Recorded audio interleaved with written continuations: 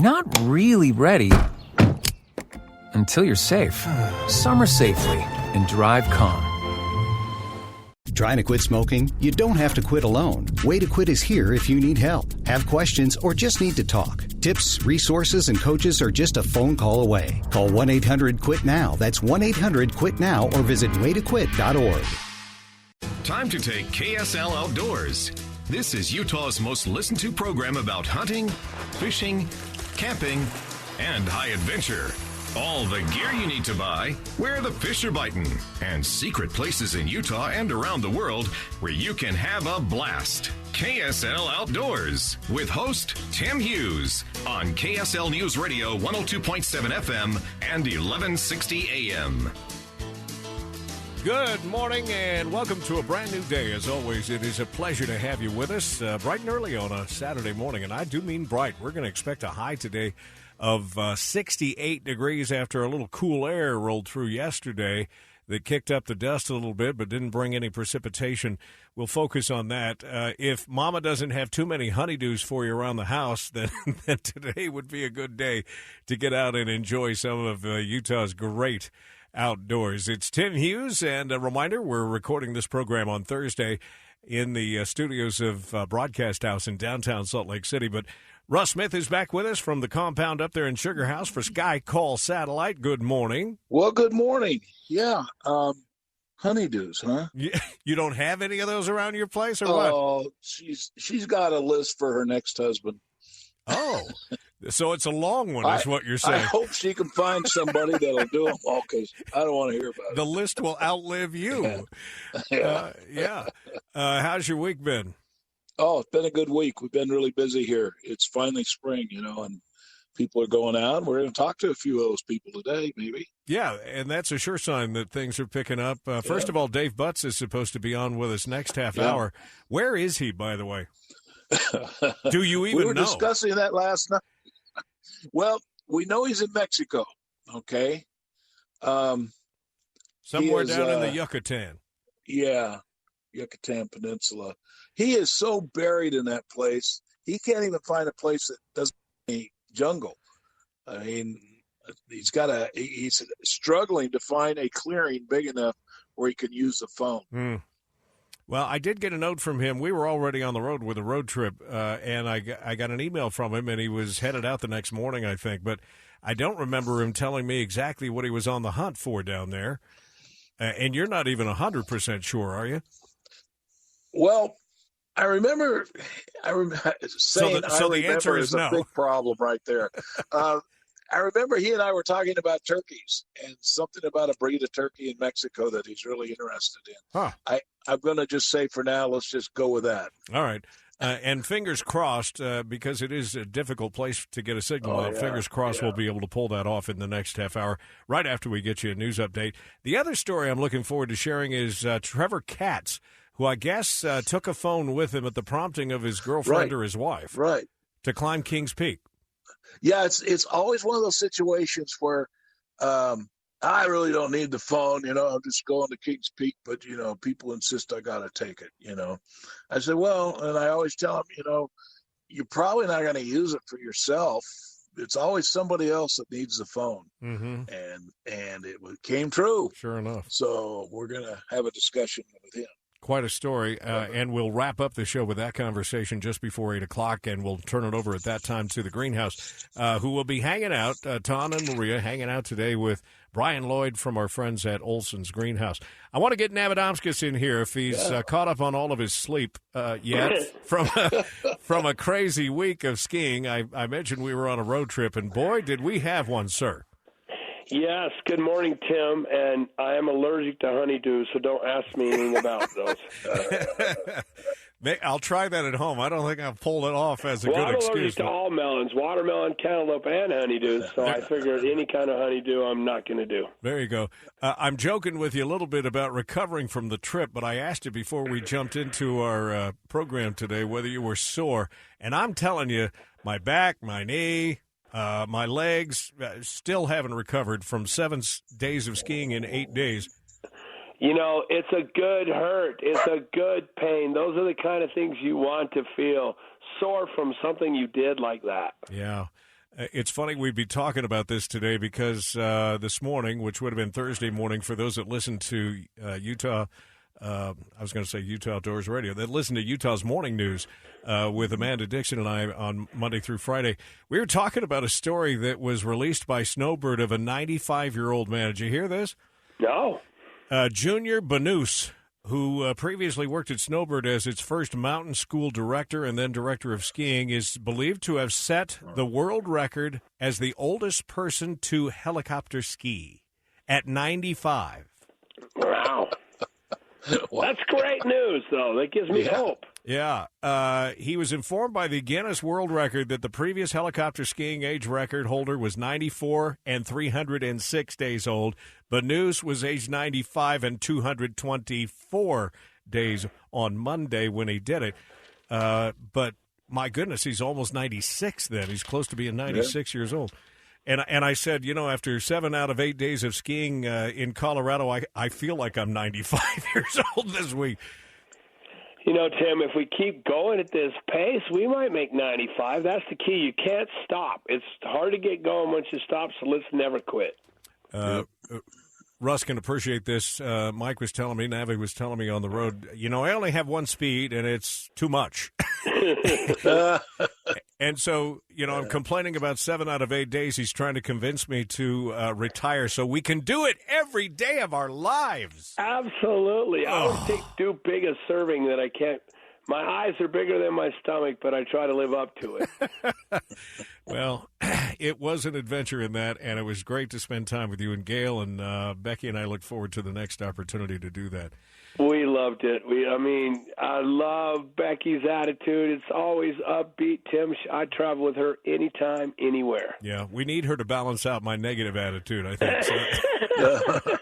Well, I don't want to tell the listeners out there, but it goes me in front, Becky behind, and Tim at the caboose. Yeah, because I don't like anybody watching me ski, and I don't like having to be pressured to keep up with anybody either. Yeah. But anyway, so you know what? The Snow Day segment has gone away. Although in our news of the week coming up, I do want to run down some closing dates because a couple of them will be closed this tomorrow as this interview or as this program airs. The 11th, and a few are extending to the 18th. And I was happy to see yesterday that we got, 8 or 10 inches, I think, depending on the resort from that last storm that came through on Wednesday. Yeah, it's still coming. It's actually quite good skiing if you're up to it. I put the boards away. My wife and I, we had a good year. I got 52 days in, as you know. But you shouldn't be quitting. It's perfect. Just make sure you're wearing sunscreen and might also keep it going because we live in this wonderful place where we can still ski. 52 days. Oh, man. By the way, you're feeling good about that, are you? We were telling you the story of 95-year-old Junior Banus, who's almost 96. Monday, that record setter with the Guinness Book was his 60th day of skiing in the ski season. See, but he doesn't have a job. That's the key. Being retired, 52 days is really hard because that's literally every possible day you can eke out. But I can't wait till we're retired, Tim. Gal's incredible skier, and she loves being, I don't know if she loves being with me, but she definitely loves to ski. So I think that we're going to do it like a 60 days is going to be an average once we retire. Look at you throwing shade on a 95-year-old man. No, I don't. Because he only skied 60 days. To him. I'm awed by him. My goodness. All right, Navi's going to help us out with fish bites today. I've got a couple of things we can talk about, including some changes that the Division of Wildlife Resources made to their website. Some color changes and a couple of filters that will maybe make it a little easier for you to navigate where you want to go wet a hook on any particular day. So we'll share that information. I hope they come to Fish Bites because fishing is good. Yeah, that's what I heard. Speaking of that, we'll hold off and talk about it. Our drive back, obviously, was on Highway 40. Yep. We'll talk about that. We got to look at what the ice looked like. That was Sunday, so I'm sure it's changed a lot since then, but we'll still throw that in there. And then speaking of getting out on the water, wait till you hear this story, and I've already conducted the interview with Bruce Johnson, who is the Aquatics Invasive Species Law Enforcement Lieutenant with the DWR, on a really revolutionary system to decontaminate boats coming out of Lake Powell to help, keep the quagga mussels under control.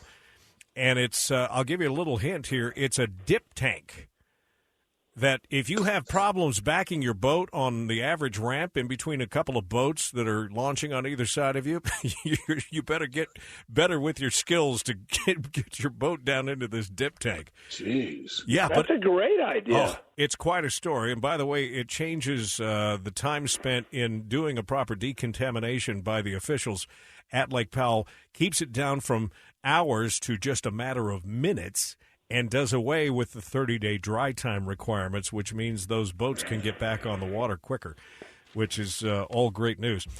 So that's one thing we'll look forward to at the top of the next hour. The Road Trippin' Boys, Bob and Mark, will join us. And I just got an email from Mark a minute ago, and I believe we're headed down to Capitol Reef National Park, so we'll share that. And then a beautiful spot, Mark Wilson from Red Canyon Lodge at Flaming Gorge, right along the river there, south of Flaming Gorge, it looks like. I haven't been there, but I'm anxious to get some details on what his beautiful spot in the world is all about. So there's a lot to talk about, and we will certainly do that over the next few hours. Thanks for starting your morning with us here on KSL Outdoors Radio. Let's take a break. We'll come back. When we do, it's News of the Week. It's time for the 87th Annual Ute Stampede Rodeo, July 15, 16, and 17 at the Juab County Fairgrounds in Nephi, Utah. Flying U Rodeo Company, Flying Cowboys, extreme motorcycle riders, and so much more. Go to utestampederodeo.com. Advertising can be one of the hardest parts of running a business. Audience in Motion is here to help. Arm your business with our state-of-the-art ad tech at a price tailored to budgets of all sizes. Contact your local Audience in Motion representative to learn more today at audienceinmotion.net.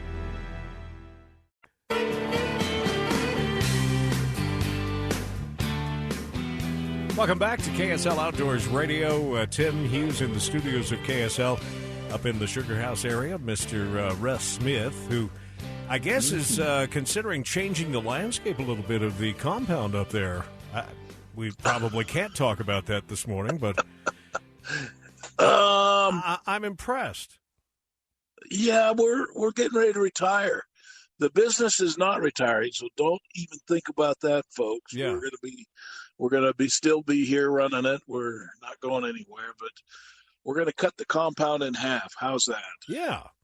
And might even get a nice big RV that you could shadow Navadovskis down the road with. Yeah, and we're looking at houses in Florida. Look at that. So, and the bizarre thing is, Mama's behind it all the way. Yeah, well, I think she's been ready for it for a while. I think so, too. I heard her in the background cheering last night as I was having the conversation with you. Navadovskis is up in Kaysville this morning. Hey, we're looking to retire too, Tim, and yes, I've got the motorhome, but we're quite the opposite. We're looking at houses in Canada. Yeah. Yeah, because, I like to ski, and healthcare isn't bad either. Can you take advantage of health care in Canada if you're not a resident, or you have to be there a certain amount of time, or do you know? Yes. Well, which is it? Yeah. They have some requirements, but if you live there, they're not going to turn you away because you're not a citizen. Yeah. Well, interesting. So one's headed to Canada, one's headed to Florida, and here I'll be still sitting here doing this. We'll come down. We'll come over and see. And by the way, the ski season is long and the fishing season is long. What more do you need? Yeah. Just so you know, Navi can talk all he wants. Gail sits over on the couch while he has all these plans and just rolls her eyes at him and said, you do you, Navi, you do you. She holds up numbers of what we can and can't afford, by the way. Exactly. All right, I mentioned that we'd run down some of the closing dates of resorts. Let me just tell you who's already closed. Beaver Mountain is closed. Cherry Peak is closed. Eagle Point, Nordic Valley, those are the ones that are closed. The ones that will be closing tomorrow, Deer Valley shuts things off on April 11th, so that's tomorrow. Park City and Powder Mountain and Snow Basin will all shut down tomorrow, but these are open until the 18th. You've got one more week. Bryan Head, Brighton, let's see, Solitude, And, well, that's all I've got for now. But no Snowbird Alta yet? Snowbird says to be announced. Yeah, they got plenty, and they're getting more on Monday. Alta is closing next week, April 18th. They've got a bonus weekend. They usually do this where they'll just stay open one more weekend, not during the week. So they'll close down operations on April 18th, but open for one more quick weekend, April 23rd and 25th. We'll have to hold out and see how long Snowbird might be at it with the snow totals that they have now, which, by the way, yesterday I think I looked, they were still like 97 inches or something. So that bodes well for people that still want to get out there and do some skiing. I want to pass along this note, too. Conservation officers got information about a poaching incident near Sam's Wash Road, which is just south of Highway 40 in western Duchesne County. Officers have checked it out, discovered evidence that a deer was illegally killed, dragged to the road, and then removed from the area by a vehicle either on or just prior to Valentine's Day. So this has happened more than a month ago, almost 2 months ago. Multiple boot prints found at the scene indicate that more than one person was involved, and they're asking if you have any information about this specific case. You can also contact the DWR. The officer's name is Jake Greenwood at 435-322-0599. There are some rewards that are available for that. And if you forgot the number or you need a link or something, just go to our Facebook page, which is KSL Outdoors Radio. We're going to do fish bites in the next half hour, Navi, but real quick, what we saw of the ice up at Strawberry was that people were fishing the ladders, and that usually, has some clear space because the warmer water is coming out of the mountain there. But Chicken Creek had people out on the ice. I'm guessing that probably is not the case, even though we're only, 6-7 days later. Well, this is part of the fish bite story, but yeah, look, this is Thursday when we're taping, and literally today may be the day that it breaks, but Saturday is when it's going to be aired, so I would go. My guess is that there's going to be open water somewhere, if not the majority. I mean, it goes fast. Once it goes fast, but you get there when there's a distance, a separation between bank and ice, fishing is glorious. Yeah. All right. Yeah. We'll leave it at that, and we'll talk more about it with Fish Bites coming up in the next half hour. We need to take a break. When we come back, fingers crossed, we will have made contact with Dave Butts live from Mexico. He was having a difficult time talking with Russ yesterday, trying to get a signal out of the jungle, literally trying to bounce a signal out of the trees. That is one of the tougher things to do. I remember we've had several Skycall scouts that got stuck in some heavily wooded areas all over the world. Yeah, we've had trouble with that. There's not much you can do except find an open area and talk fast. Yeah.